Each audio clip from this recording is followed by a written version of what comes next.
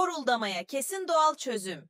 Öncelikle market veya aktardan bir şişe nane yağı temin edin. Ardından geniş bir tencerede su kaynatmaya başlayın.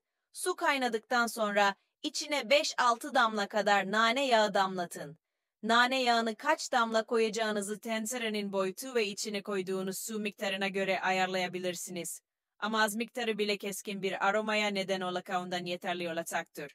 Kısacası, nane yağını tümden boka etmeyin. Azar azar ilave ederek faydalanın.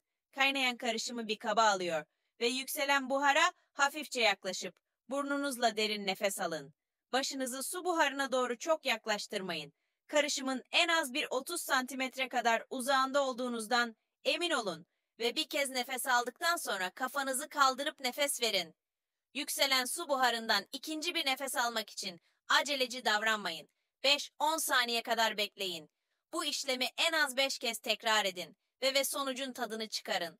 Eğer su buharının yeteri kadar güçlü olmadığını düşünüyorsanız, daha iyi faydalanabilmek için başınızın üzerine bir havlu koyabilirsiniz.